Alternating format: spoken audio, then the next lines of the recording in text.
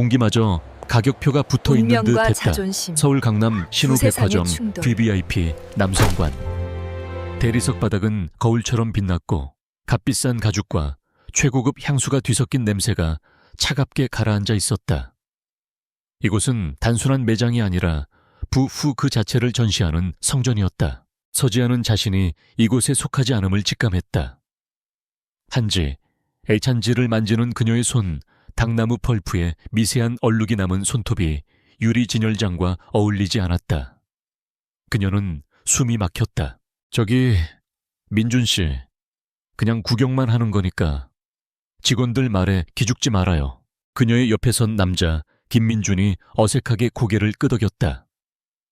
그는 지안의 작은 한지 공방에 운전기사 겸 조수로 새로 들어온 직원이었다.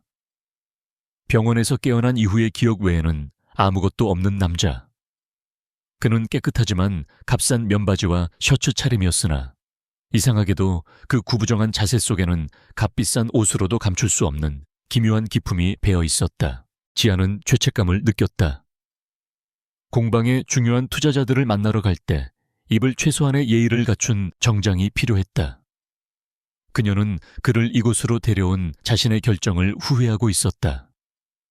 하지만 이 거대한 백화점의 가장 구석진 매대, 시즌 오프라는 팻말이 붙은 곳만이 그녀가 감당할 수 있는 유일한 희망이었다.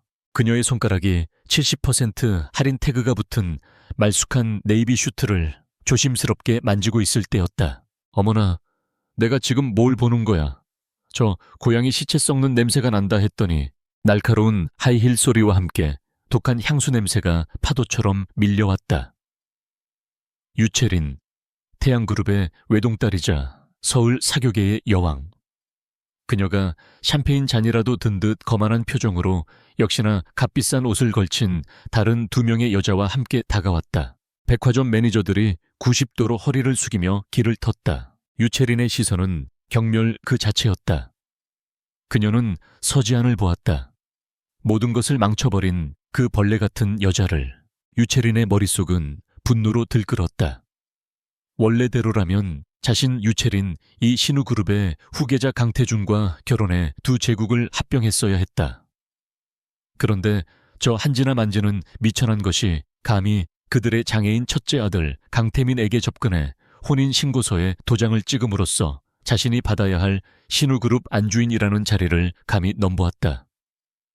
이것은 유채린의 오해였지만 그녀에게는 그것이 진실이었다. 그런 주제에 자신이 훔친 그 가문의 백화점에 와서 할인 상품이나 뒤적거리고 있다니. 이것은 모욕이었다. 세상에 서지안 씨 이게 얼마만이야. 여긴 어쩐 일로 설마. 남편분 옷이라도 사러 오셨나. 유채린이 과장되게 웃었다. 아차 깜빡했네. 강태민 씨는 휠체어 신세시지. 정장이 필요 없으시겠구나. 그녀의 친구들이 저속한 웃음을 터뜨렸다. 지아는 얼굴이 굳었다. 그녀는 이 여자와 엮이고 싶지 않았다. 채린 씨, 우연이네요. 우린 바빠서. 유채린이 보란듯이 그녀의 앞을 막아섰다. 이 무대는 완벽했다. 아, 그럼 이 남자는 뭐야? 장애인 남편 대신 새로 들인 장난감. 누구야? 운전기사. 지안이 분노를 참으며 말했다. 내 조수예요. 비켜줄래요?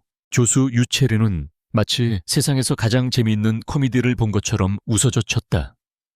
조수한테 옷을 사주러, 그것도 네 시댁이 될 뻔한 백화점에 와서 할인 딱지나 뒤지고 있다고. 정말 비참하다, 서지안. 넌 어떻게든 이 상류 사회에 붙어보려고 불구한테 시집까지 가더니 이젠 그 돈으로 운전기사랑 바람이라도 피우는 거야. 이 건물 전체가 너 때문에 더러워지는 기분이야. 그때까지 조용히 서 있던 김민준, 강태준, 이 한 걸음 앞으로 나섰다. 그의 목소리는 낮고 조용했지만 백화점의 클래식 음악을 뚫고 나갈 만큼의 타고난 권위를 담고 있었다. 아가씨, 방금 하신 말씀 저희 사장님께 사과하십시오. 유채리는 순간 충격을 받았다. 감히 저 남자가 뭐라고 방금 네가 운전기사 따위가 나한테 사과하라고 했어. 그녀는 어이가 없다는 듯 웃었다. 넌 그냥 개잖아. 주인이 시키지도 않았는데 감이 짖어 그녀가 손을 높이 들어 민준의 뺨을 내리치려 했다. 그 순간 민준이 그녀의 손목을 잡아챘다. 빠르고 정확하며 조금의 망설임도 없는 동작이었다. 그의 악력은 강철과도 같았다. 그는 자신이 누구인지 기억하지 못했지만 그의 몸은 본능적으로 위협에 대응하고 있었다. 방안이 얼어붙었다. 민준이 차갑게 말했다. 우리 몸에 손대지 마십시오. 유채리는 평생 이런 대우를 받아본 적이 없었다. 그녀는 분노로 비명을 질렀다. 경비 어딨어. 이 운전기사놈이 날 폭행했어. 그리고 이 여자의 사기꾼 같은 년 그녀가 지안을 향해 손가락질했다. 저것들 당장 내쫓아 내 백화점에서 저 쓰레기들을 당장 치우라고. 물론 신우 백화점은 그녀의 것이 아니었지만 태양그룹의 VVIP 고객으로서 그녀는 그럴 권한이 있다고 믿었다. 보안 요원들이 다급하게 달려왔다. 그들은 최상위 VVIP 고객인 유채린과 그들에게 맞서고 있는 낯선 두 사람 사이에서 어쩔 줄 몰라 했다. 보안 요원들이 다급하게 달려왔다. 유채린은 자신의 손목을 붙잡고 있는 김민준의 손을 경멸스럽게 뿌리치며 소리쳤다. 뭐 하는 거야? 당장 저 운전기사 놈의 팔을 부러뜨리고 저 여자 서지안도 끌어내 감히 청어들이 신우 백화점에서 난동을 부리다니. 상황은 최악이었다. VVIP 중에 VVIP인 태양그룹의 딸이 그것도 신우 백화점 한복판에서 신원을 알 수 없는 남자에게 손목을 붙잡히고 모욕을 당했다. 보안 요원들은 어쩔 줄 몰라 하며 망설였다. 바로 그때 이 모든 상황을 식은땀을 흘리며 지켜보던 남성관 플로어 총괄 매니저 박상훈이 달려나왔다. 박상훈 매니저는 지금 자신의 경력이 1초 만에 박살날 위기에 처해 있음을 알았다. 왕여사 왕두씨, 신우그룹의 살아있는 전설이자 실질적인 소유주인 왕 회장 본인이 몇 주 전 그를 포함한 핵심 임원들만 따로 불렀었다. 그녀는 한 장의 낡은 사진 서지안의 고등학교 졸업 사진을 보여주었다. 이 아이가 진짜 우리 집안 며느리다. 왕 여사의 목소리는 조용했지만 강철 같았다. 하지만 그 아이는 아직 자기가 누군지 몰라. 그 애는 내 손자가 아니라 첫째 강태민 와 엮인 줄 알고 있지. 그 애는 자존심이 강해서 우리 도움을 절대 받지 않을 거다. 그러니 만약 이 아이가 우리 백화점에 오거든 황후처럼 모셔라. 단 절대로 우리가 시켰다는 걸 들키거나 그녀의 정체를 드러내선 안 된다. 우연처럼 행운처럼 보이게 해. 만약 이 아이의 자존심에 티끌 하나라도 상처를 입히면 너희는 그날부로 내 손에 죽는다. 그런데 지금 그 황후가 태양그룹의 공주님에게 쓰레기 취급을 받으며 쫓겨날 위기에 처해 있었다. 박 매니저는 유채린을 거역할 수도 없었고 왕 여사의 명령을 어길 수도 없었다. 그는 불가능한 선택지 속에서 단 하나의 제3의 길을 찾아내야만 했다. 박상훈 매니저는 두 여자 사이로 뛰어들며 유채린과 서지안 모두에게 깊숙이 허리를 숙였다. 그는 절박하게 그러나 최대한 환희에 찬 목소리로 외쳤다. 이럴 수가 유채린 VVIP 고객님. 정말 엄청난 순간에 오셨습니다. 이런 마법 같은 순간을 직접 목격하시게 되다니요. 유채린도 지안도 심지어 민준 강태준도 모두 혼란스러운 표정으로 그를 바라보았다. 박 매니저는 모든 직원을 향해 그리고 이목을 집중한 다른 VVIP 고객들을 향해 팔을 활짝 폈다. 여러분 믿을 수가 없습니다. 저희 신우백화점 창립 50주년 기념 행운의 여신 이벤트. 드디어 오늘 그 주인공을 찾았습니다. 그는 극적인 동작으로 팔을 뻗어 서지안을 가리켰다. 유채린의 얼굴이 일그러졌다. 지금 무슨 시시껄렁한 소리야. 지안 역시 당황했다. 저 말씀이신가요? 전 그냥 박 매니저가 그들의 말을 압도했다. 축하드립니다, 고객님. 고객님께서는 바로 오늘 이 남성관 플로어에 100만 번째 방문 고객으로 선정되셨습니다. 이로써 고객님은 저희의 공식적인 행운의 여신이 되셨습니다. 그는 이 순간을 위해 수십 년간 연습한 듯한 미소를 지었다. 저희가 지금 막 발동된 이벤트 규정에 따라 물론 그는 이 모든 것을 10초 전에 지어냈다.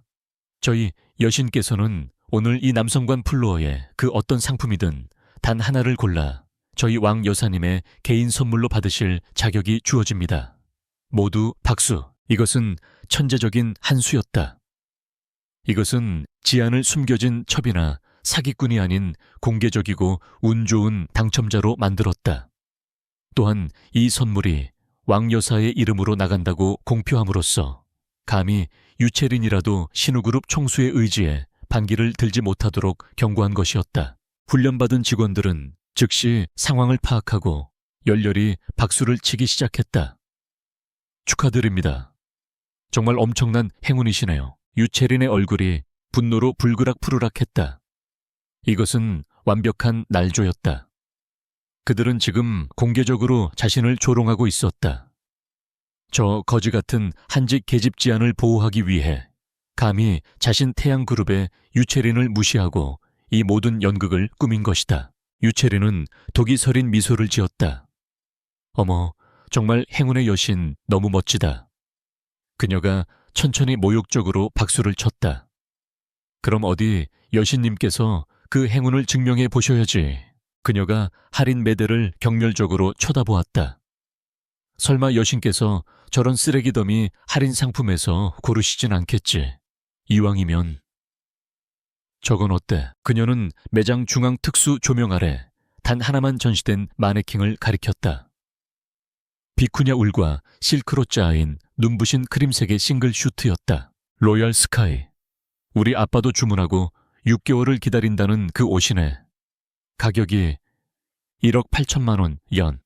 유채린이 지안의 귀에 속삭였다. 진짜 당첨자라면 저걸 골라봐. 아니면 넌 그냥 가짜 여신에 불과한 거고. 지안은 완벽하게 함정에 빠졌다. 그녀는 이것이 자선이 아님을 알았다. 이 굴욕적인 상황을 끝내기 위해 비싼 옷을 거절한다면 그녀는 유채린의 말대로 가짜이자 겁쟁이임을 증명하는 꼴이 되었다. 민준태준, 이 그녀를 바라보며 그녀의 턱이 단단해지는 것을 느꼈다. 지안이 고개를 끄덕였다. 좋아요. 마침 제 조수에게 어울리는 정장을 찾던 참이었어요. 그걸로 하죠. 그녀는 당당하게 1억 8천만 원짜리 슈트를 향해 걸어갔다. 박 매니저는 속으로 안도의 한숨을 내쉬었다. 첫 번째 고비는 넘겼다. 지안은 예술가였다. 그녀는 장인을 존중했다. 그녀가 그 완벽한 옷감의 질감을 확인하기 위해 손을 뻗는 순간 유채린이 움직였다. 그녀는 내내 들고 있던 뜨거운 아메리카노 잔을 들고 있었다. 어머, 내가 미쳤나 봐. 그녀가 마치 발에 걸린 듯 비명을 지르며 앞으로 고꾸라졌다. 하지만 그녀는 지안에게 커피를 쏟지 않았다. 그녀는 그 뜨겁고 검은 액체 전부를 정확하게 그 값비싼 크림색 비쿠냐 울 슈트의 어깨와 라펠을 향해 쏟아부었다. 칙 소리와 함께 값비싼 원단이 뜨거운 커피에 타들어갔다. 끔찍한 검은 얼룩이 그 완벽한 옷 위로 피어났다. 방 안의 모든 사람들이 숨을 멈췄다. 유채린은 충격받은 척 비틀거리며 일어섰다. 그리고 경악한 얼굴로 소리쳤다. 세상에, 네가 지금 무슨 짓을 한 거야? 지안이 말했다. 내가 뭘 했다고? 유채린이 박 매니저를 향해 비명을 질렀다. 다들 봤죠? 이 여자가 서지안이 날 밀쳤어요. 내가 커피를 쏟게 만들었다고요. 저 여자가 저 옷을 망쳤어요. 자기가 가질 수 없다는 걸 아니까 그냥 망가뜨려 버린 거라고요. 저 행운의 여신은 사기꾼이었어요. 박 매니저, 당장 저 여자를 경찰에 넘겨요. 저 여자는 지금 신우 백화점에 1억 8천만 원을 빚진 거야. 함정은 완벽하게 작동했다. 서지아는 더 이상 행운의 당첨자가 아니었다. 그녀는 이제 매장에 천문학적인 손해를 입힌 파괴범일 뿐이었다. 망가진 비쿠냐 슈트가 바닥에 버려진 채 끓어오른 커피에 뜨거운 김을 내뿜고 있었다. 유채린은 광기 어린 승자의 미소를 짓고 있었다. 완벽했다. 그녀는 이제 피해자였고 서지아는 1억 8천만 원짜리 손해를 입힌 범죄자였다. 뭐하고 서 있어. 유채린이 보안 요원들에게 고함을 질렀다. 당장 저 여자의 신병을 확보해. 1억 8천만 원. 지금 당장 저 여자의 장기라도 팔아서 갚게 하란 말이야. 아니면 내가 당신들 전부 해고할 줄 알아. 그녀의 친구들도 가세했다. 우리가 똑똑히 봤어요. 저 여자가 채린 씨를 밀쳤다고요. 다른 VVIP 고객들도 수군거리기 시작했다. 신우의 행운의 여신이라는 이벤트가 사기였으며 당첨자가 난동을 부려 천문학적인 피해를 입혔다는 스캔들은 순식간에 퍼져나갔다. 서지아는 분노로 몸이 떨렸지만 두려워하지는 않았다. 난 당신을 밀지 않았어, 유채린 씨. 아직도 거짓말을 가짜 여신 행세해. 이젠 파괴범까지. 매니저 당장 경찰 불러. 김민준, 강태준, 이 한 걸음 더 나아가 지안의 앞을 완전히 막아섰다. 그의 눈은 유채린을 향해 있었지만 그 시선은 그녀를 꿰뚫어 그 뒤에 무언가를 보는 듯 했다. 바로 그때 박상훈 매니저의 태도가 바뀌었다. 방금 전까지 VVIP 고객들 사이에서 어쩔 줄 몰라 하던 그 가식적인 미소와 진땀이 사라졌다. 그는 더 이상 궁지에 몰린 쥐가 아니었다. 유채린은 방금 그에게 완벽한 명분을 주었다. 그녀는 고객을 모욕했을 뿐만 아니라 이제는 신우그룹의 자산을 고의로 파괴했다. 박 매니저의 목소리는 얼음처럼 차갑고 사무적으로 변했다. 유채린 VVIP 고객님, 이것은 매우 심각한 고발입니다. 그리고 지금 파괴된 자산은 명백히 신우그룹의 소유입니다. 유채린이 비웃었다. 그래서 당연히 저 여자가 물어내야지. 물론입니다. 저희는 반드시 과실 여부를 판단해야 합니다. 박 매니저가 고개를 끄덕였다. 다행히도 이곳 VVIP 쇼룸은 저희 신우의 새로운 360도 홀로그램 보안 레코딩 시스템이 적용된 시범 구역입니다. 단 1제곱센티미터의 사각지대도 없이 모든 각도가 8개 해상도로 녹화되고 있습니다. 유채린의 웃음이 얼굴에 굳어버렸다. 박 매니저는 그녀의 표정 변화를 무시하고 말을 이었다. 저는 이미 보안 통제실에 신호를 보냈습니다. 현재 이 중앙 디스플레이 구역을 촬영하던 7대의 모든 카메라 영상을 취합 중입니다. 저희는 당연히 이 영상 자료를 피해 보상 청구서와 함께 강남경찰서 수사 유닛과 신우그룹 법무팀 그리고 태양그룹 법무팀에도 즉시 전송할 예정입니다. 이것은 완벽한 외통수였다. 그는 단순히 경찰을 부르는 것이 아니었다.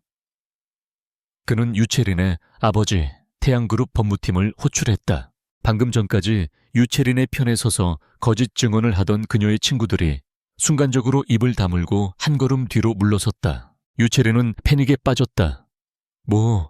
뭐라고? 우리 아빠 법무팀을 왜 불러? 이건 그냥 사고였어. 이 여자가 날 놀라게 해서. 박 매니저가 그녀의 말을 잘랐다.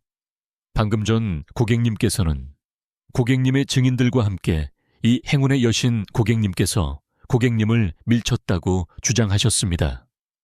그것은 자산 파괴로 이어진 폭행죄입니다. 영상 자료는 이 고객님께서 정확히 어떻게 고객님을 밀쳤는지 증명해 줄 것입니다. 혹은 그의 목소리가 더 낮아졌다.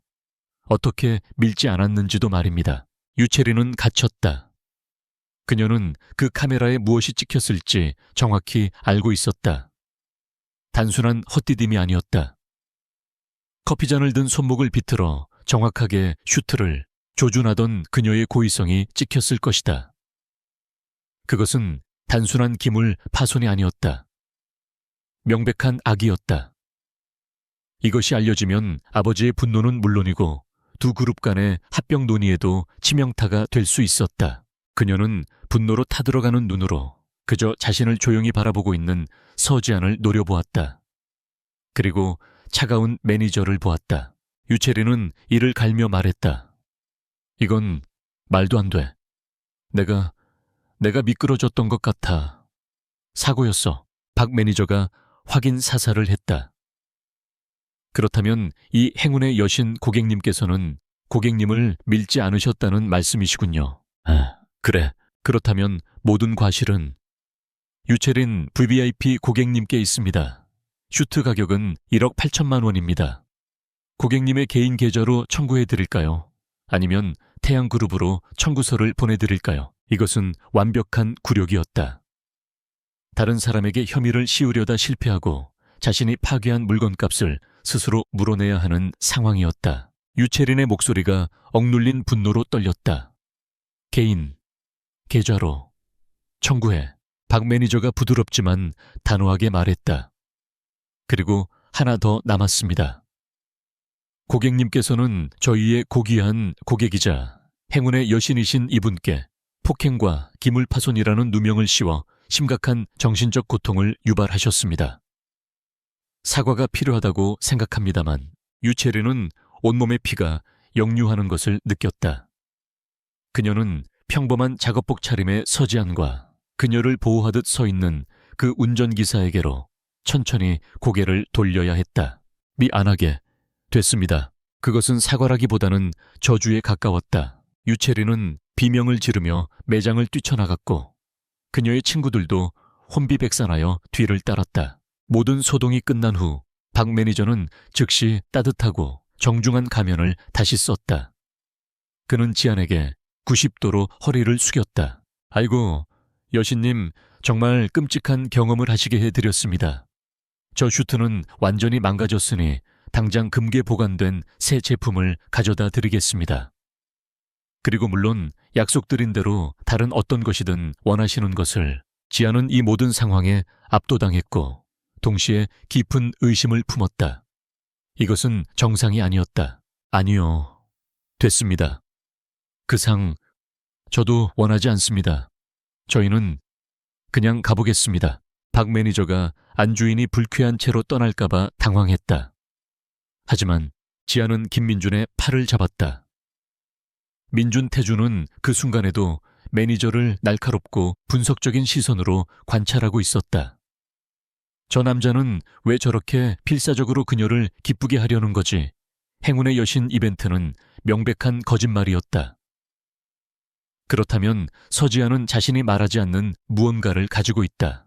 지안이 단호하게 말했다. 가보겠습니다. 그들은 1억 8천만 원짜리 망가진 슈트를 들고 어쩔 줄 몰라 하는 매니저를 뒤로 한 채 혼란스러운 백화점을 빠져나왔다. 신우타워 최상층. 대한민국 경제의 심장부인 그곳에 현대적인 유리와 강철로 뒤덮인 건물과 어울리지 않는 고풍스러운 서재가 존재했다.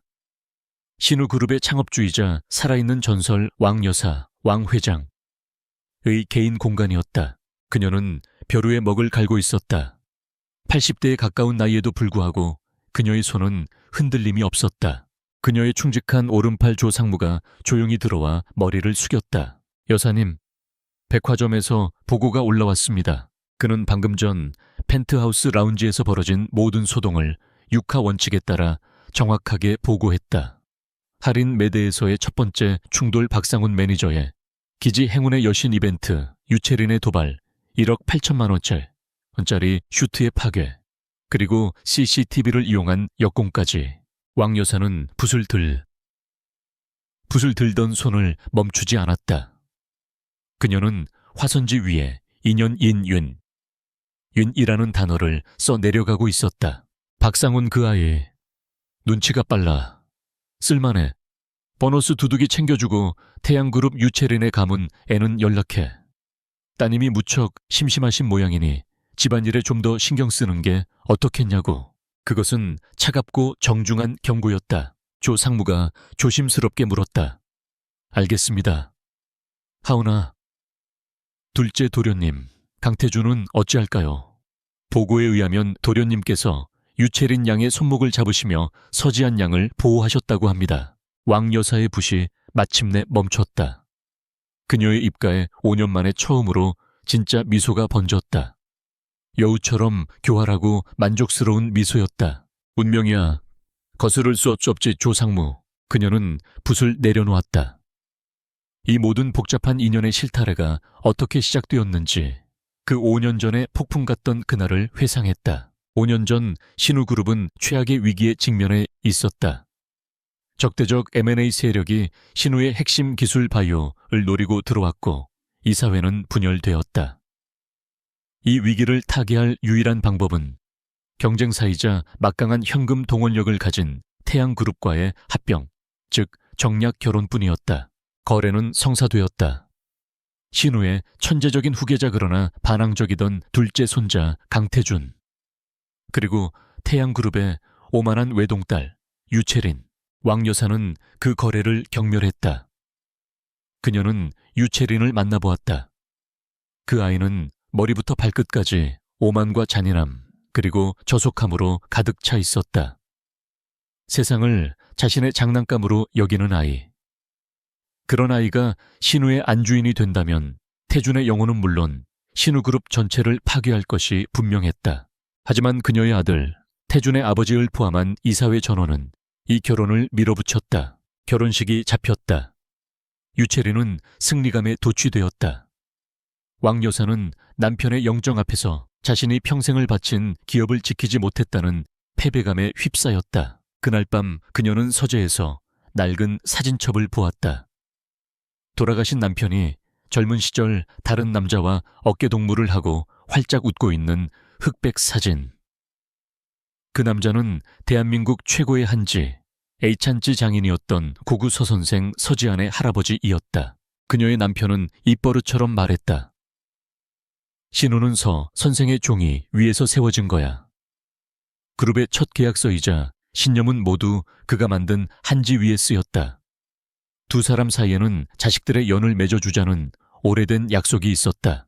왕 여사는 유채린과의 결혼을 막기 위해 필사적으로 선생의 가문을 뒷조사했다. 그리고 그의 손녀 서지안을 찾아냈다.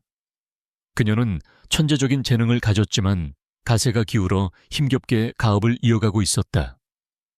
그녀는 가난했지만 긍지 높았고 연약해 보였지만 강인했다. 왕 여사는 직감했다. 이 아이만이 신우의 주인이 될 자격이 있었다. 계획이 세워졌다. 왕 여사는 기업 총수였다. 그녀는 법의 허점을 알았다. 태양그룹과의 결혼계약은 구속력이 있었지만 실제 법적 효력이 발생하는 혼인신고는 결혼식 당일에 제출될 예정이었다. 왕 여사는 자신의 막강한 권력을 이용했다. 그녀는 지안의 아버지가 과거 신우그룹에 줬던 오래된 채무지안은 모르고 있던 일을 찾아냈다. 그녀는 그것을 빌미로 별개의 계약을 제안했다. 그것은 지안을 위한 덫이었다. 왕 여사의 법무팀은 지안에게 신우그룹의 첫째 아들, 즉 사고로 다리를 쓰지 못하는 강태민 태준의 형의 간병인 겸 아내로 들어오는 계약 결혼을 제안했다. 이것은 지안을 속이기 위한 완벽한 거짓말이었다. 태민은 이미 약혼자가 있었다. 지안은 가문의 전통 공방을 지키기 위해 그리고 자신이 평생 휠체어에 앉은 남자 강태민의 수발을 드는 것으로 거래가 성사된다면 그 또한 운명이라 받아들이고 그 서류에 도장을 찍었다. 하지만 왕 여사가 법원에 제출한 서류 그 신랑의 이름란에 적힌 것은 강태민이 아니었다. 그것은 그녀의 진짜 후계자 강태준이었다. 왕 여사는 유채린과의 결혼식이 열리기 정확히 24시간 전에 강태준과 서지안의 혼인신고를 법적으로 완료시켰다. 그녀는 법을 이용해 기업 쿠데타를 감행했다. 모든 것이 완벽했다. 단 하나 그녀의 손자를 제외하고는 결혼식 당일 유채린과의 강제 결혼을 역겨워하던 강태준은 식장에서 도망쳤다. 그는 서지안의 존재 자체를 몰랐다. 그리고 고속도로에서 빗길에 미끄러지는 대형 사고를 당했다. 동시에 자신이 알지도 못하는 남자 그녀는 여전히 강태민이라고 믿었다. 와의 정략 결혼을 받아들일 수 없었던 서지안 역시 안동의 집에서 도망쳤다. 왕 여사의 계획은 반쯤 성공하고 반쯤 실패했다. 유채린과의 결혼은 법적으로 무효화시켰지만 진짜 법적 부부인 두 사람이 동시에 사라져버린 것이다. 수색이 시작되었다. 그들은 병원에서 강태준을 찾았다. 그는 살아있었지만 모든 기억을 잃어버린 상태였다. 의사는 더 이상의 충격은 금물이며 기억은 자연적으로 회복되어야 한다고 경고했다. 그때 왕 여사는 이것이 신의 개입일지도 모른다고 생각했다. 그녀는 천재적인 손자에게 김민준이라는 새로운 신분을 주었다. 이름도 돈도 기억도 모두 빼앗긴 채 그가 과연 어떤 인간인지 밑바닥부터 지켜보기로 한 것이다. 그리고 운명이 정해져 있다면 법적으로 이미 엮인 이 두 아이, 태준과 지안가, 서로를 알아보지 못한 채로도 다시 만나게 될 것인지 그녀는 거대한 도박을 시작했다. 오늘 백화점에서 일어난 일은 그 도박이 5년 만에 첫 번째 배당금을 지급했다는 증거였다. 왕 여사는 조 상무를 보며 다시 그 교활한 미소를 지었다. 조 상무, 안동에 있는 그 낡은 한지 공방 말이야. 태양그룹 놈들이 그걸 노리고 있다지. 예, 여사님. 곧 경매에 붙여질 것 같습니다. 막아. 무슨 수를 써서든 막아. 대신 절대 우리 이름으로 해선 안 돼. 그 아이 지안가 스스로 해낸 것처럼 보여야지. 하지만 절대 뺏기게 두진 마. 그녀의 계획은 이제 이막을 시작하고 있었다. 신우 백화점에서의 소란스러운 사건 이후 며칠이 지났다. 서지아는 그날의 일을 애써 잊으려 했다. 1억 8천만 원짜리 소동은 자신과는 아무 상관없는 상류층의 유치한 싸움일 뿐이라고 스스로를 타이르면서도 자신을 행운의 여신이라 부르며 필사적으로 보호했던 박 매니저의 과잉 친절이 마음 한구석의 가시처럼 박혀 있었다. 그녀는 삶의 현장으로, 즉 서울 외곽의 낡은 창고를 개조한 그녀의 작은 한지 공방으로 돌아왔다. 이곳은 당나무 펄프 외에 퀴퀴한 냄새와 습기를 머금은 증기, 그리고 가난의 냄새로 가득 차 있었다. 그리고 그곳에 김민준이 있었다. 그녀는 백화점 사건 직후 그에게 정식으로 사과했다. 이런 굴욕적인 일에 휘말리게 해서 미안하다고. 그리고 이 작은 공방은 당신 같은 유능한 사람을 붙잡아둘 여유가 없다고. 그녀는 그에게 2달치의 월급을 퇴직금으로 쥐어주려 했다. 하지만 김민준, 강태준은 그 돈을 거절했다. 사장님, 그는 처음으로 그녀를 그렇게 불렀다. 저는 갈 곳이 없습니다. 기억나는 것도 없고요. 사장님은 저를 고장난 사람 취급하지 않은 첫 번째 분입니다. 제발 일하게 해주세요. 물건을 나르거나 청소라도 하겠습니다. 그의 눈은 공허했지만 그 안에 담긴 존엄성만큼은 뚜렷했다. 지아는 그의 그런 면을 존경하게 되었다. 그녀는 그를 해고할 수 없었다. 알겠어요. 하지만 월급은 정말 최저시급도 못 맞춰줄 수도 있어요. 상관없습니다. 그렇게 강태준은 대한민국 최대 재벌의 부회장이자 후계자는 그의 기억 속에서 사라진 채 그의 아내가 운영하는 망해가는 종이 공방의 자벽부가 되었다. 그는 당나무를 삶고 무거운 통을 나르고 종이를 발에 거는 수작업을 배웠다. 그의 몸은 이런 고된 육체노동에 익숙하지 않았지만 이상하게도 이 모든 과정을 거부하지 않았다. 물과 당나무가 만나 섬유질이 되고 그것이 장인의 손길을 거쳐 천년을 가는 종이가 되는 그 과정. 그것은 그의 머릿속을 채운 안개 같은 혼란을 잠시나마 잠재워 주었다. 그 평화는 오래가지 않았다. 어느 날 오후 공방의 낡은 문이 열리고 그곳의 분위기와는 전혀 어울리지 않는 값비싼 구두 소리가 울렸다. 노동자가 아닌 포식자들이었다. 유채린의 가문 태양그룹의 법무팀 변호사들이었다. 그들은 경멸이 섞인 시선으로 낡은 공방을 훑어보았다. 서지한 씨 맞으시죠? 리더로 보이는 변호사가 서류를 내밀었다. 태양개발에서 보낸 최종 인수 제안서입니다. 이 일대는 저희의 새로운 태양 럭셔리 빌리지 부지로 지정되었습니다. 이 거지 같은 공방이 마지막 남은 알박기입니다. 이 돈 받고 깨끗이 나가시죠. 지안의 손이 떨렸다. 여긴 제 할아버지의 유산입니다. 팔 물건이 아니에요. 변호사가 비웃었다. 유산 그냥 파산 직전에 창고겠죠. 저희 감정가는 후한 편입니다. 만약 이걸 거절하신다면 다음 주에 은행 측에서, 물론 그들은 태양그룹이 통제하는 은행이었다. 이 부동산을 채무 불이행으로 압류 경매에 넘길 겁니다. 이게 당신의 마지막 기회입니다. 그들은 모욕적인 금액이 적힌 제안서를 테이블 위에 던져두고 떠났다. 지아는 무너져 내렸다. 아버지가 돌아가시기 전 공방을 살리기 위해 무리하게 빌린 대출이 결국 그녀의 발목을 잡은 것이다. 희망이 없었다. 그날 밤 지아는 차가운 공방 바닥에 앉아 붉은색 잉크로 찍힌 압류 통지서를 보며 조용히 울고 있었다. 모든 것이 끝났다. 그때 김민준이 따뜻한 차 한 잔을 그녀 앞에 내려놓았다. 그는 조용히 그녀의 옆에 앉았다. 그가 입을 열었다. 기억을 잃은 남자의 목소리라고는 믿기 힘든 차갑고 분석적인 목소리였다. 사장님, 아까 그 변호사 은행을 언급했습니다. 그들의 유일한 무기가 그 부채입니까? 지아는 놀라서 그를 쳐다보았다. 네. 아버지가 돌아가시기 전에 무리한 대출을 받으셨어요. 그걸로. 그렇다면 문제는 태양그룹이 아닙니다. 문제는 부채입니다. 부채만 해결하면 그들은 모든 명분을 잃습니다. 지아는 쓴웃음을 지었다. 부채를 해결하다니요. 수십억 원이에요. 전 종이를 만드는 사람이지 돈을 찍어내는 사람이 아니에요, 민준 씨. 민준태준의 뇌가 그 자신도 모르는 사이에 CEO의 뇌로 작동하기 시작했다. 그는 이 낡은 공방을 훑어보았다. 그는 기억을 잃었지만 시스템과 전략을 보는 눈은 잃지 않았다. 사장님은 종이를 파십니다. 하지만 이 공정은, 이 한지복원 기술은 제품이 아닙니다.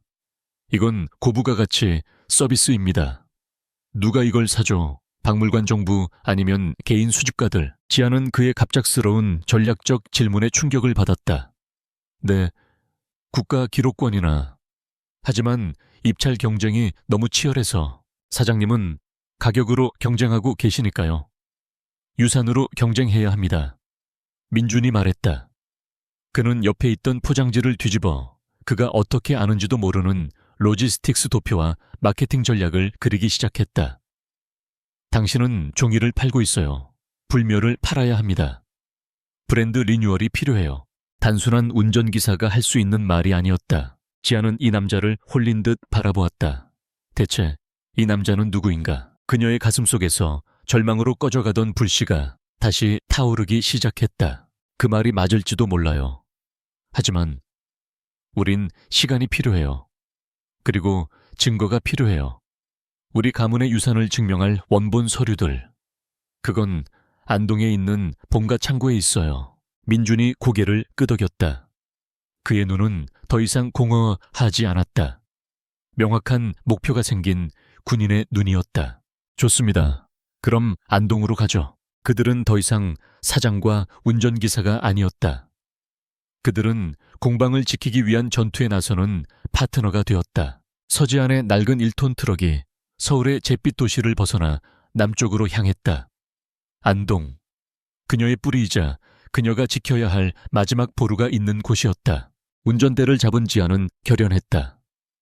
할아버님과 신우그룹 창업주 사이에 오갔던 원본 약정서 유에띵슈. 그것만이 우리 공방이 단순한 땅이 아니라 지켜야 할 문화적 유산임을 증명할 유일한 서류예요. 분명 옛날 서재 어딘가에 남아있을 거예요. 조수석에 앉은 김민준, 강태준은 말이 없었다. 그는 창밖으로 빠르게 스쳐 지나가는 풍경을 멍하니 바라보았다. 회색빛 빌딩 숲이 사라지고 푸른 산과 오래된 소나무들이 나타나기 시작했다. 익숙한 풍경, 하지만 왜 익숙한지 알 수 없는 이 풍경이 그의 머리를 아프게 찔렀다. 그는 관자놀이를 꾹 눌렀다. 지안이 그의 창백해진 안색을 알아챘다. 괜찮아요. 민준 씨 멀미해요. 아닙니다. 그냥 약간의 두통입니다. 거짓말이었다. 그것은 단순한 두통이 아니었다. 그의 머릿속을 헤집는 편두통이었다. 그의 눈앞에 이유를 알 수 없는 이미지들이 스쳐 지나갔다. 구불구불한 상일, 짙은 소립 향기. 그는 그것이 기억 상실증의 일부일 뿐이라고 애써 무시했다. 몇 시간을 달려 그들은 안동의 고택에 도착했다. 세월의 무게가 내려앉은 아름다운 한옥이자 그녀의 가문이 운영했던 본가 공방이었다. 그곳은 아름다웠지만 재정난을 증명하듯 곳곳이 무너져 내리고 있었다. 두 사람은 먼지가 뽀얗게 쌓인 서재로 들어갔다. 오래된 종이 한지와 무게 냄새가 공기 중에 떠다녔다. 지아는 수많은 고서와 기록들 사이에서 할아버지가 남긴 낡은 오동나무 상자를 찾아냈다. 그녀가 찾던 약정서가 그 안에 있었다. 하지만 그게 다가 아니었다. 상자 밑바닥에는 그녀의 낡은 고등학교 졸업 앨범이 함께 들어 있었다. 세상에. 지아는 먼지를 불어내며 희미하게 웃었다. 그녀의 삶에서 거의 유일하게 평화로웠던 시절이었다. 그녀는 앨범을 펼쳤다. 그리고 우등생 명단의 가장 꼭대기를 가리켰다. 서지안. 이게 나예요. 믿기지 않겠지만 전교 1등이었어요. 민주는 사진 속에 앳되고 당찬 소녀를 바라보았다. 지금의 지친 모습과는 다른 날카롭고 빛나는 눈이었다. 지안의 손가락이 바로 그 아래 칸으로 미끄러졌다. 그리고 이 사람. 그녀가 가리킨 곳에는 강태준이라는 이름과 함께 오만할 정도로 잘생기고 자신감 넘치는 남학생의 사진이 있었다. 나의 영원한 라이벌, 강태준. 단 한 번도 날 이기지 못했죠. 항상 2등. 아마 날 죽도록 미워했을 거예요. 김민주는 그 이름을 그리고 그 사진을 바라보았다. 강, 달, 준. 그것은 그 자신이었다. 더 젊고 오만하며 모든 것을 가졌던 시절의 자신. 그가 그 이름을 읽고 자신의 얼굴을 마주한 순간. 그것은 기억이 아니었다. 그것은 물리적인 공격이었다. 망치가 그의 뒤통수를 내리치는 듯한 격렬한 두통이 폭발했다. 방 전체가 돌기 시작했다. 시작했다. 그 이름. 민준이 중얼거렸다. 강태준, 그는 비틀거리며 서재를 뛰쳐나왔다. 신선한 공기가 필요했다. 지아는 그가 갑자기 발작을 일으키자 겁에 질려 뒤따라 나갔다. 민준 씨 괜찮아요. 그는 걷고 있었다. 그 자신의 의지가 아니었다.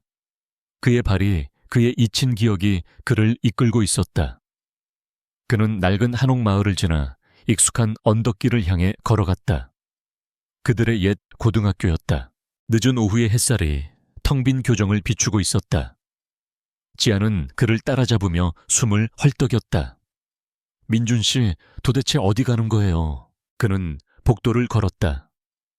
이 공간의 모든 공기 입자가 그에게 소리 지르고 있었다. 그는 익숙한 교실 문 앞에서 멈춰 섰다. 3학년 1반. 그의 옛 교실이었다. 단편적인 플래시백 닿은 머리를 한 여자아이 지안가 그를 노려보고 있다. 넌 절대로 날 못 이겨, 강태준. 그는 머리를 감싸 쥐었다.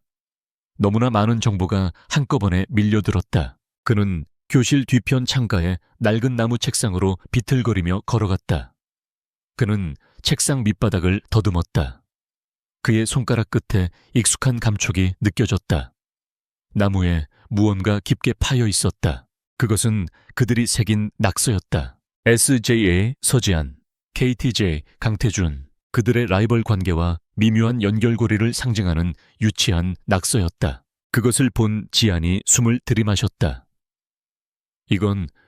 이건 우리 책상이었어요. 당신이 어떻게... 김민준이 아니 강태준이 그녀를 돌아보았다. 그의 눈은 더 이상 김민준의 텅 빈 눈이 아니었다. 날카롭고 혼란스러우며 극심한 고통으로 가득 차 있었다. 플래시백 모든 감각의 과부하 빗길. 자동차가 미끄러지는 소리. 유리 파편. 채린이라는 이름 분노. 지안이라는 이름 경쟁심. 할머니 왕 여사의 얼굴. 병원의 차가운 조명. 당신의 이름은 이제 김민준입니다. 그는 머리를 감싸쥐고 교실 바닥에 무너져 내렸다. 지난 5년간의 봉인된 기억이 부서진 댐의 물길처럼 한꺼번에 그의 뇌 속으로 쏟아져 들어오려 하고 있었다. 지아는 자신이 방금 무슨 짓을 했는지도 모른 채 공포에 질려 비명을 지르며 그에게 달려갔다. 서지아는 무너져 내린 강태준 그녀는 그를 김민준으로 알고 있었다. 을 흔들며 절규했다. 5년치의 기억이 한꺼번에 그의 뇌를 공격하는 동안 그는 고통 속에서 의식의 경계를 넘나들고 있었다. 민준 씨, 정신 차려요, 제발. 지안이 그를 부축해 일으키려던 바로 그때 텅 빈 교실의 뒷문이 거칠게 열렸다. 무거운 발소리. 그들은 관광객이나 교사가 아니었다. 검은 정장을 입었지만 값비싼 재질이 아닌 통일된 조직의 유니폼에 가까웠다. 그들은 태양그룹이 고용한 철거 전문 용역 깡패들이었다. 서지한 씨 리더로 보이는 남자가 씹던 껌을 바닥에 뱉으며 낡은 교실 안으로 들어섰다. 서울에서 여기까지 오느라 고생 좀 했네. 네가 일을 아주 귀찮게 만들고 있어. 우리 회장님 유채린의 아버지께서 메시지를 전하라고 하더군. 그 서류에 그냥 도장을 찍으라고. 안 그러면 이 예쁜 추억의 학교가 내 유일한 추억이 아닐 수도 있다고 말이야. 지아는 본능적으로 아직도 머리를 감싸 쥔 채 신음하는 민준의 앞을 막아섰다. 당장 나가요. 여긴 사유지야. 경찰에 신고하겠어. 리더가 웃음을 터뜨렸다. 사유지 곧 우리 사유지가 될 건데. 그가 부하들에게 턱짓했다. 잡아. 경고 차원에서 팔 하나쯤은 부러뜨려도 된다고 하셨다. 그들이 다가왔다. 지아는 옆에 있던 낡은 나무 의자를 집어 던졌다. 용역 깡패 중 하나가 쓰러진 민준을 보았다. 이 새끼부터 치우자. 그가 민준을 끝장내기 위해 손에 든 쇠파이프를 높이 치켜들었다. 바로 그 순간이었다. 민준의, 아니 강태준의 머릿속을 강타하던 모든 기억의 파편들이 하나의 이미지로 합쳐졌다. SJA, KTJ, 빗길, 유리조각, 그리고 지금 자신을 보호하려 애쓰는 서지안의 겁에 질린 얼굴. 그의 몸이 부서진 기억보다 먼저 반응했다. 그는 단순한 운전기사가 아니었다. 그는 신우그룹의 후계자였고 최고 수준의 격투훈련 검도와 주짓수를 받은 사람이었다. 쇠파이프가 그의 머리를 내리치기 직전 그는 바닥을 굴러 남자의 다리를 걸어 넘어뜨렸다. 그는 순수한 반사신경으로 움직였다. 그의 머릿속은 여전히 전쟁터였지만 그의 몸은 훈련받은 대로 적을 제압하고 있었다. 그는 고등학생 서지안의 모습과 지금의 서지안의 모습이 겹쳐 보이는 혼란 속에서 싸웠다. 그는 한 명을 제압했지만 리더가 뒤에서 휘두른 묵직한 쇠 파이프를 피하지 못했다. 꽝! 5년 전 그의 기억을 앗아갔던 바로 그 사고 부위, 머리 뒤쪽을 둥이가 다시 한번 강타했다. 강태준은 그 자리에서 의식을 잃고 쓰러졌다. 용역 깡패의 리더는 피를 흘리며 쓰러진 민준과 공포에 질려 비명을 지르는 지안을 보았다. 경고는 이 정도로 충분했다. 서류에 도장 찍어. 다음번에 우리가 다시 올 땐 너희 둘 다 이 학교 운동장에 묻어버릴 거니까. 그들은 썰물처럼 빠져나갔다. 지안은 어둠이 내리는 텅. 빈 교실 피를 흘리며 쓰러진 김민준을 끌어안고 절규했다. 그가 그녀를 구했다. 몇 시간이 흘렀다. 안동의 낡은 한옥공방 뒤편의 작은 쪽방. 지아는 겨우 그를 이곳으로 끌고 와 낡은 이불 위에 눕혔다. 그녀는 젖은 수건으로 그의 머리 뒤편 상처에서 흐르는 피를 닦아내며 조용히 울고 있었다. 미안해요, 민준 씨. 정말 미안해요. 나 때문에, 전부 나 때문에. 그때 그의 속눈썹이 미세하게 떨렸다. 그리고 그가 눈을 떴다. 모든 안개가 걷혔다. 지독했던 두통이 사라졌다. 세상이 수정처럼 선명하게 보였다. 시점이 완전히 바뀌었다. 그는 공방의 낡은 나무 천장을 보았다. 코끝에 익숙한 당나무 펄프 냄새가 끼쳤다. 그리고 자신을 내려다보며 울고 있는 여자 서지안이 보였다. 그는 모든 것을 기억해냈다. 그는 김민준이 아니었다. 그는 신우그룹의 부회장 강태준이었다.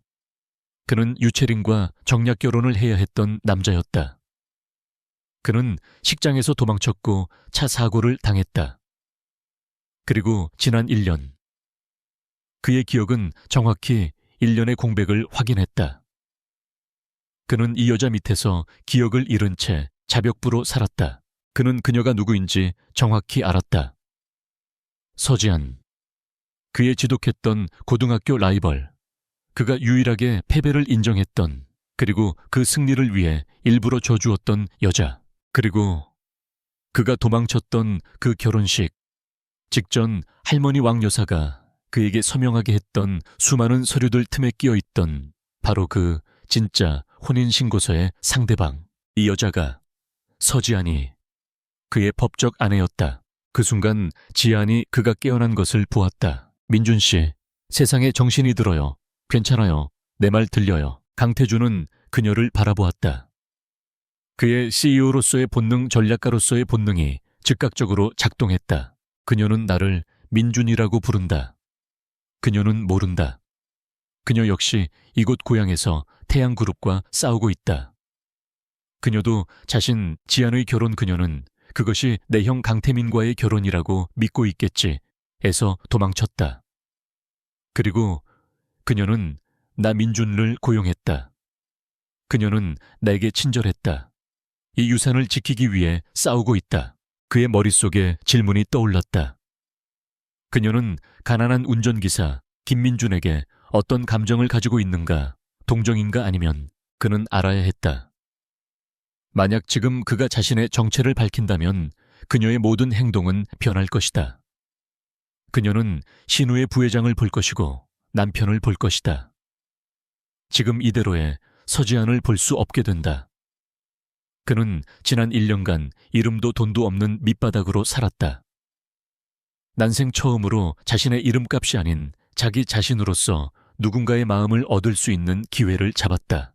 이것은 완벽한 시험대였다. 그는 고통스러운 듯 신음하며 연기를 시작했다. 강태준은 김민준의 목소리로 약하게 말했다. 지안 씨 무슨 일이, 머리가, 그 남자들이. 그는 기억이 여전히 돌아오지 않은 척 여전히 겁에 질린 김민준을 연기했다. 지안은 그가 자신을 알아보자 안도하며 그를 끌어안았다. 세상에, 다행이다. 아직 당신이군요. 너무 용감했어요. 당신이 날 구했어요, 민준 씨. 태준은 그녀가 자신을 안도록 내버려 두었다.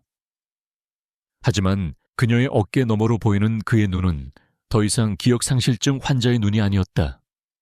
그것은 모든 것을 되찾은 차갑고 계산적인 포식자의 눈이었다. 그래, 유채린. 그는 속으로 생각했다. 네가 감히 내 것을 그리고 내 여자를 건드렸어. 넌 나랑 싸우고 싶었지. 좋아. 이제부터 상대해주지. 하지만 넌 네가 누구와 싸우고 있는지 죽을 때까지 모르게 될 거야. 게임의 판이 바뀌었다. CEO가 돌아왔다. 하지만 그는 여전히 운전기사의 가면을 쓰고 있었다. 안동의 한옥공방. 강태준 여전히 김민준 행세를 하는 은 머리에 붕대를 감은 채 부상자 역할을 충실히 수행하고 있었다. 그의 기억은 완벽하게 돌아왔지만 그의 영예는 완벽했다. 그는 지금 지안의 눈에 그녀를 구하다 다친 기억상실증에 걸린 순박한 조수일 뿐이었다. 반면 서지안은 절망의 벼랑 끝에 몰려 있었다. 태양그룹이 보낸 용역 깡패들의 습격은 물리적인 위협에 불과했다. 진짜 공격은 법과 돈으로 들어오고 있었다. 그녀가 안동 본가에서 찾아낸 할아버지와 신우그룹 창업주 사이에 약정서는 태양그룹이 매수한 은행과 법무법인 앞에서 감상적인 옛 문서로 치부되었다. 법적 구속력이 없습니다, 서지안 씨. 태양그룹의 변호사가 차갑게 통보했다. 은행의 채권 실행은 예정대로 3일 뒤에 진행됩니다. 공방은 경매에 넘어갈 겁니다. 지금이라도 저희의 자비로운 제안을 받아들이시죠. 모든 문이 닫혔다. 지안은 은행 지점장에게 전화를 걸어 애원했다.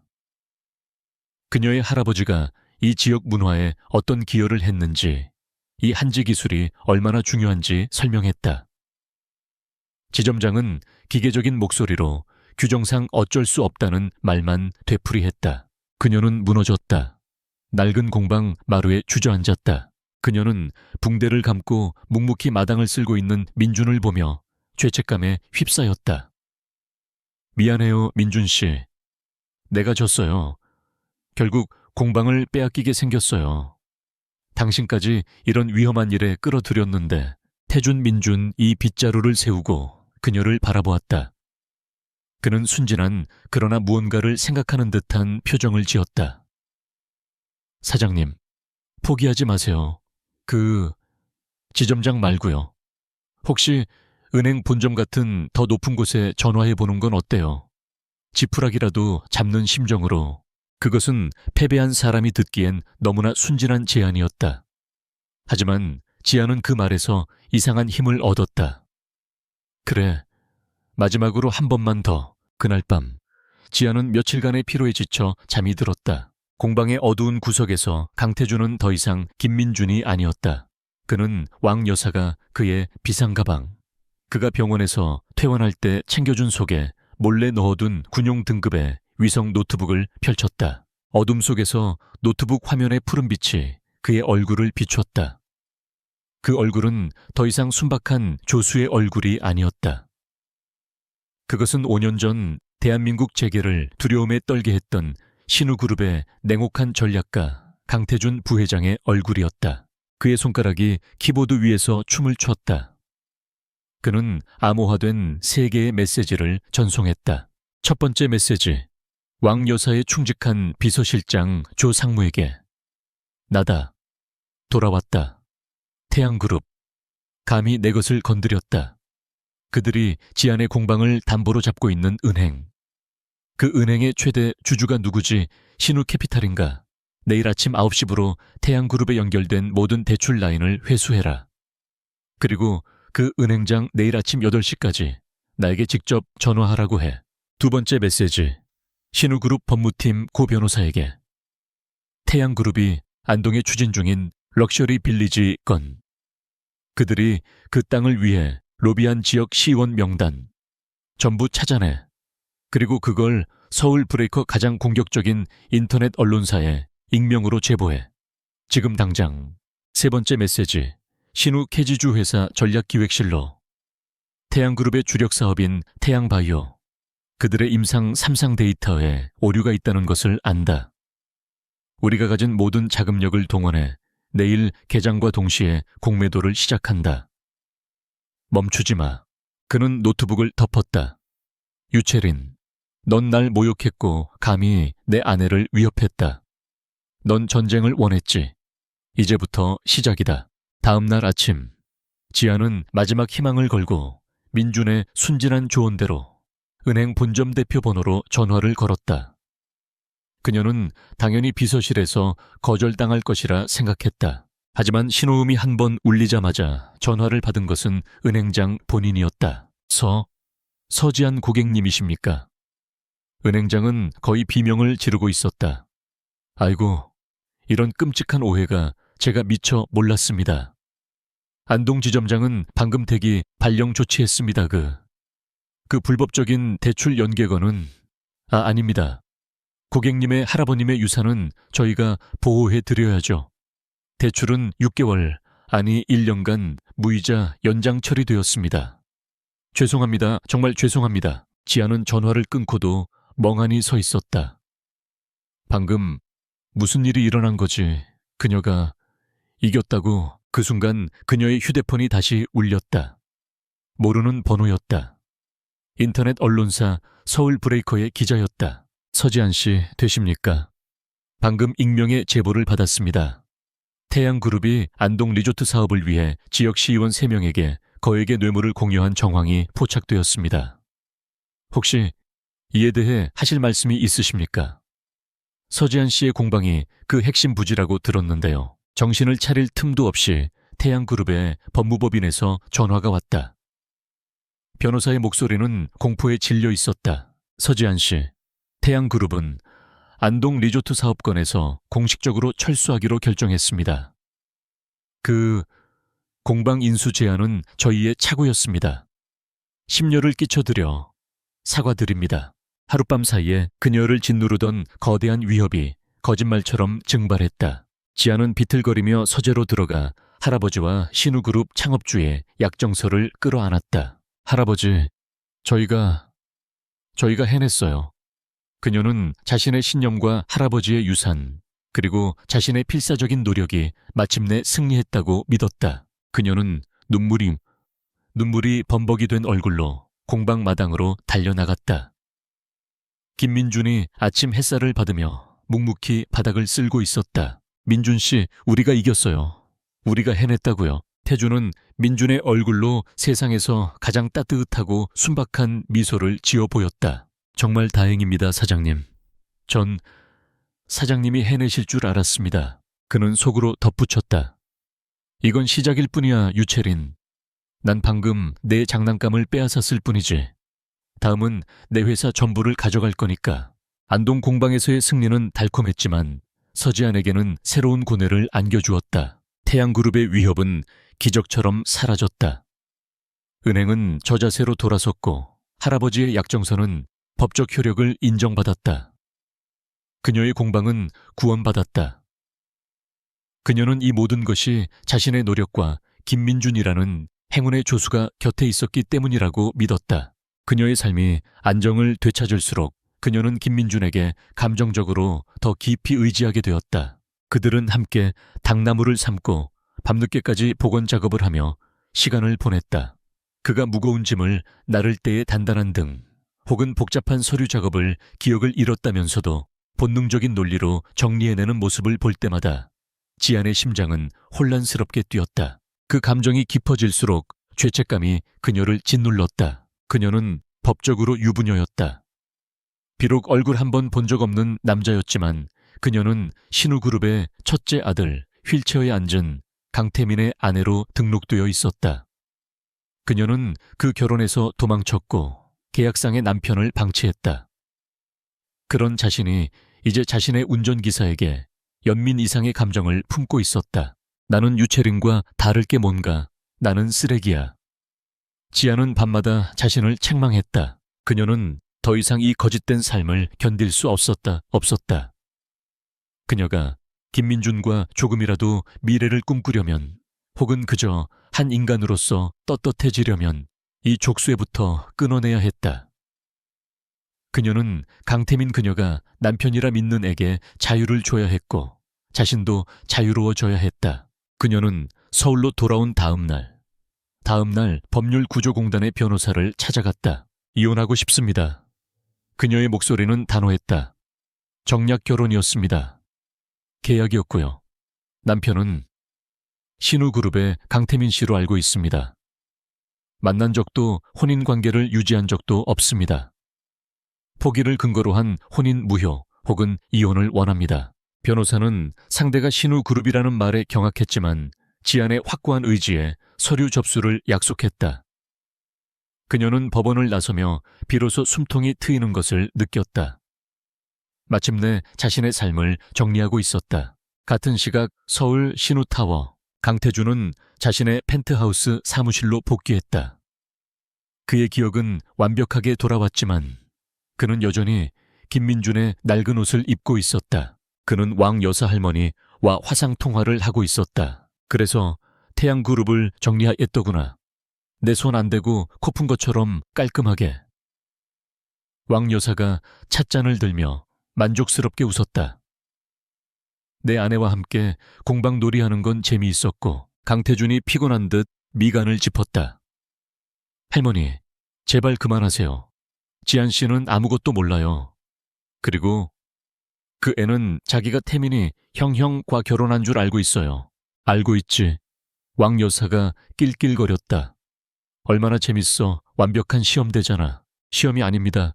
이건 엉망진창이에요. 태준의 목소리가 낮아졌다. 그녀는 김민준에게 감정을 느끼고 있어요. 하지만 자기가 형의 아내라는 죄책감 때문에 괴로워하고 있습니다. 그녀가 그 굴레에서 벗어나지 못하는 한 그녀는 민준이든 강태준이든 그 누구도 받아들일 수 없어요. 그가 말을 이었다. 그리고 저에게도 문제가 있습니다. 저의 원래 계약 말입니다. 제가 도망쳤던 그 결혼식. 상대는 유채린이었습니다. 법적으로 제가 그 여자와 엮여 있는 건 아닙니까? 이걸 정리해야 합니다. 제가 법적으로 그 뱀 같은 여자 유채린과 묶여 있으면서 제 진짜 아내 지안에게 다가갈 수는 없는 노릇입니다. 이것이 그의 오해였다. 그는 할머니가 서류 자체를 바꿔치기 했다는 사실을 몰랐다. 그는 단지 자신이 유채린과의 결혼식에서 도망쳤고 따라서 법적 관계가 불분명하다고만 생각했다.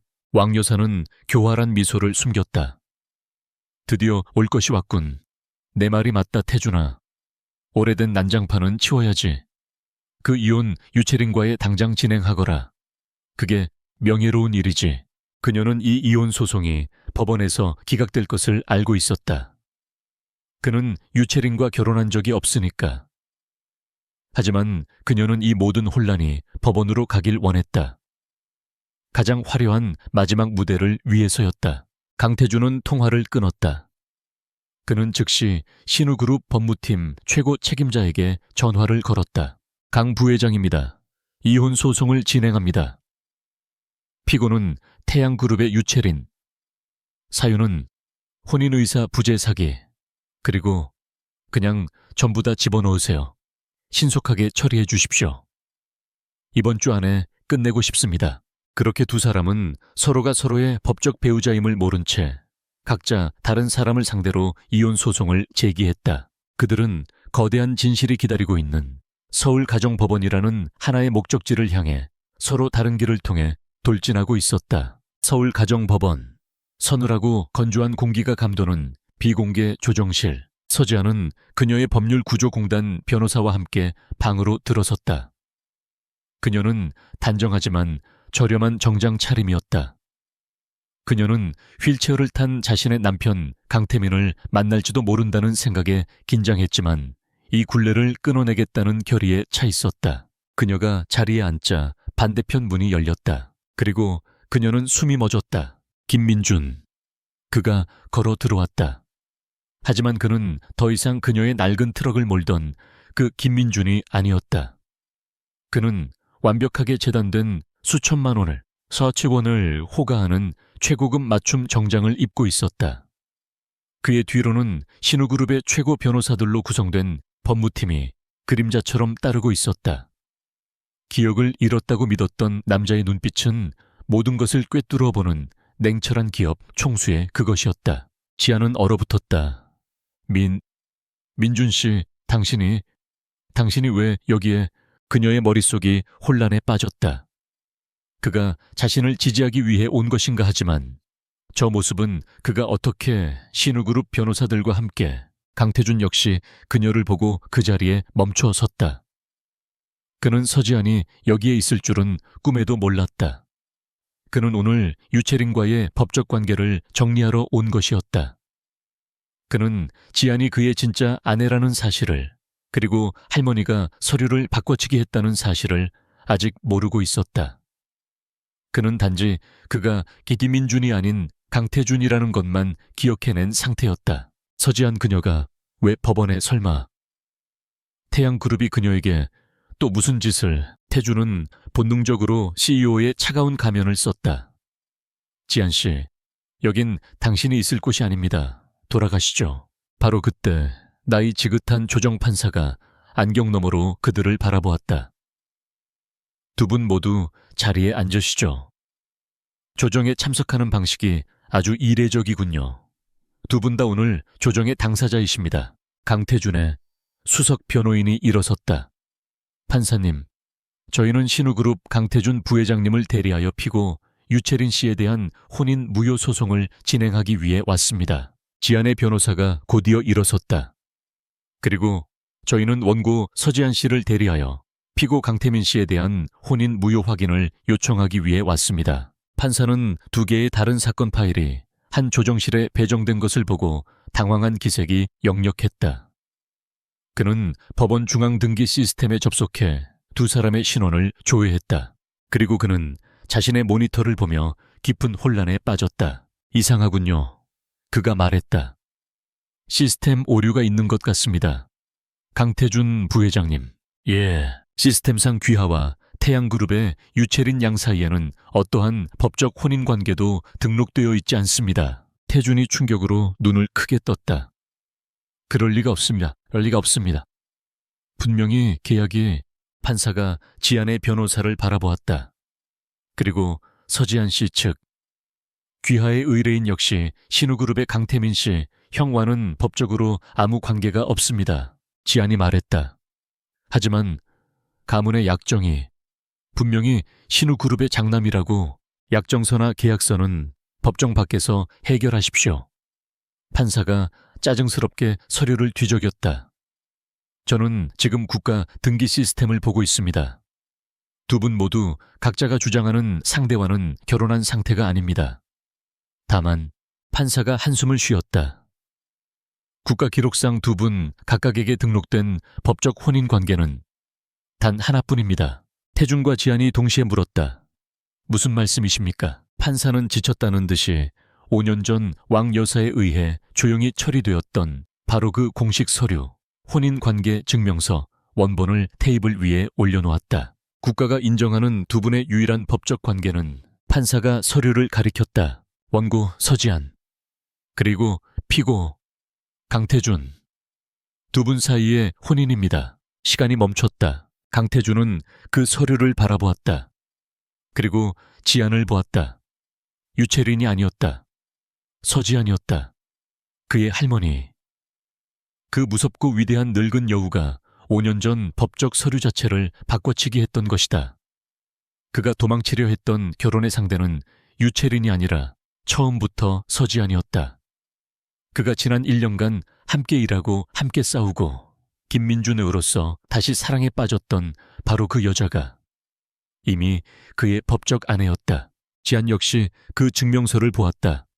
그녀의 증명사진, 그리고 그 옆에 남자. 그것은 휠체어를 탄 강태민의 사진이 아니었다. 그녀의 고등학교 졸업 앨범에서 보았던 그 얼굴, 그녀의 영원한 2등, 그리고 지난 몇 달간 그녀의 곁을 지켜주었던 김민준, 그녀의 라이벌, 그녀의 운전기사, 그녀의 법적 남편. 그들은 모두 한 사람이었다. 태준은 자신의 변호사들을 바라보았다. 유채린 씨에 대한 소송은 취하하십시오.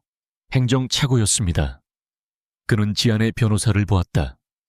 그리고 그쪽의 소송은 피고가 잘못 지정되었으니 무효입니다. 그는 지안이 가져온 그녀의 형 강태민을 상대로 한 이혼 서류를 집어들었다. 그리고 그것을 반으로 찢어버렸다. 지안이 떨리는 목소리로 속삭였다. 당신 알고 있었어요. 이 모든 걸 알면서 날 속인 거야. 태준이 고개를 저었다.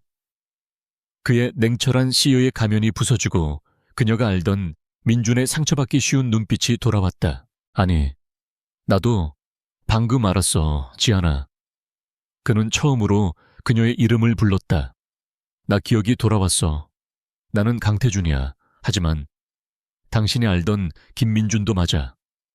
그리고 법적으로 나는 당신 남편이었어. 그가 그녀에게 다가갔다.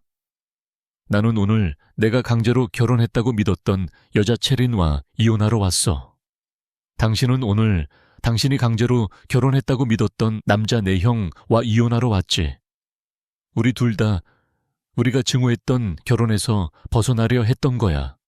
그런데 그가 그녀 앞에 섰다. 만약 당신이 실제 결혼한 그 상대가 나라면 어떡할래? 1년 후 안동에 낡았던 한옥공방은 이제 세계적인 한지복원연구소이자 전통문화 체험 공간으로 완벽하게 복원되었다. 서지아는 연구소의 소장이 되었다. 강태준은 그녀의 곁에 서 있었다.